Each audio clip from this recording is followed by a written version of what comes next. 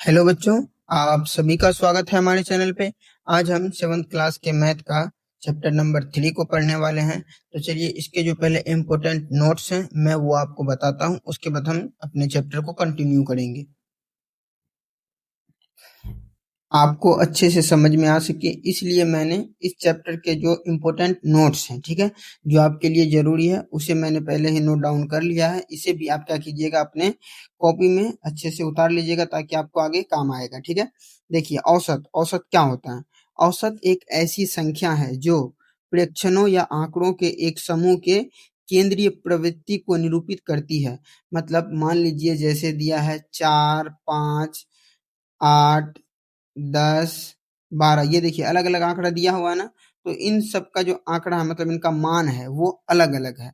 But एक ऐसा हमें स्टेबल संख्या चाहिए जो सबको एक साथ प्रदर्शित करता हो। तो हम क्या करेंगे, इन सभी को आपस में जोड़ेंगे और इन सभी की संख्याओं से भाग दे देंगे। जैसे देखिए 4, 5 कितना हुआ, 9, 8, 17, 10, 27, 27 और 12 कितना हो जाएगा, 39 हो जाएगा।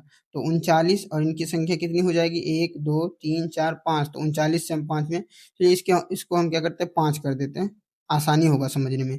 तो जोड़ हमारा कितना आ जाएगा, 40 आ जाएगा। अब देखिए इनका टोटल संख्या कितना है, 5। तो हम इसमें 5 से भाग देंगे, हमारा सॉल्व क्या आएगा, तो 8 आएगा। मतलब जो इसका औसत संख्या हो जाएगा वो औसत 8 आ गया।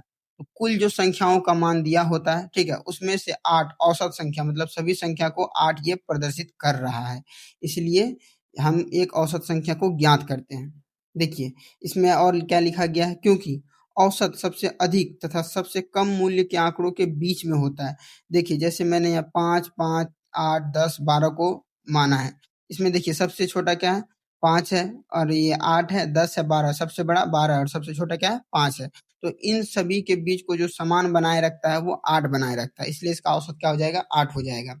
तो इसका और आप परिभाषा क्या लिख सकते हैं, दूसरा परिभाषा, औसत का दूसरा परिभाषा लिख सकते हैं। देखिए औसत आंकड़ों के एक समूह की केंद्रीय प्रवृत्ति का मापक है।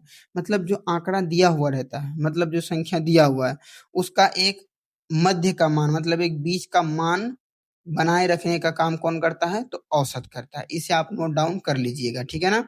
उसके बाद अब हम लोग आगे की ओर चलते हैं। देखिए आगे क्या है नोट्स में, अंक गणितीय माध्य या समांतर माध्य। अब देखते हैं कि माध्य क्या होता है। ठीक है, तो देखिए आंकड़ों के एक समूह के लिए अधिकांशतः प्रयोग किया जाने वाला प्रतिनिधि मान अंकगणितीय माध्य है। संक्षेप में इसे माध्य भी कहते हैं। अंकगणितीय माध्य कहिए या सिर्फ माध्य कहिए, बात वही है। तो ये क्या होता है, देखिए जो कुछ आंकड़ा दिया हुआ है ना, तो उसका एक वैल्यू कितना आ सकता है। मतलब जैसे विभिन्न आंकड़ा दिया, जैसे 2 है, 3 है, 8 है, 10 है, 12 है। तो इन सब का प्रतिनिधित्व करने वाला एक मान होना चाहिए ना कोई। तो इन सब का प्रतिनिधित्व करने वाला जो एक मान, हम एक वैल्यू को लेंगे, ठीक है, वही क्या होगा, माध्य होगा। मतलब जो सबका मान को बनाए रखता हो। जैसे ये 2 सबसे छोटा है और देखिए 12 सबसे बड़ा है, तो इन दोनों के बीच में कितना अंतर आ जा रहा है। तो हमको एक ऐसा संख्या लेना है जो दोनों के वैल्यू को लगभग समान महत्व देता हो, सबका प्रतिनिधित्व करता हो, ऐसा संख्या चुनना है। तो माध्य निकालने का एक सूत्र होता है। सूत्र क्या होता है, देखिए सभी प्रेक्षणों का योग, अब बट्टे में क्या होगा, प्रेक्षणों की संख्या, सभी प्रेक्षणों का योग मतलब इन सभी को आपस में जोड़ना है। तो ऊपर में क्या करना है, जैसे 2 + 3 + 8 + 10 और +12, इन सभी को जोड़ना है ऊपर में। और बट्टे में क्या करेंगे हम, 1, 2, 3, 4, 5, इनकी संख्या टोटल कितनी है, 5। तो इन सभी को बट्टे 5 कर देंगे। तो हमारा जो भाग देने के बाद आंसर आएगा वो क्या होगा, माध्य होगा। तो माध्य क्या होता है, जो सभी आंकड़ा दिया गया है उसका योग में उनकी संख्या से भाग देने पर जो हमें प्राप्त होगा उसे क्या कहेंगे, हम उसे हम माध्य कहेंगे। ठीक है, उसके बाद देखिए प्रसार या परिसर। परिसर क्या होता है, इस चैप्टर में जो आप पढ़िएगा सबसे पहला क्वेश्चन परिसर पे ही दिया हुआ है। ठीक है, तो देखिए परिसर क्या होता है, जो आंकड़ा दिया होगा उसमें सबसे बड़े प्रेक्षण में से सबसे छोटे प्रेक्षण को घटाने से प्राप्त परिणाम को आंकड़ा या प्रेक्षणों का प्रसार या परिसर कहते हैं।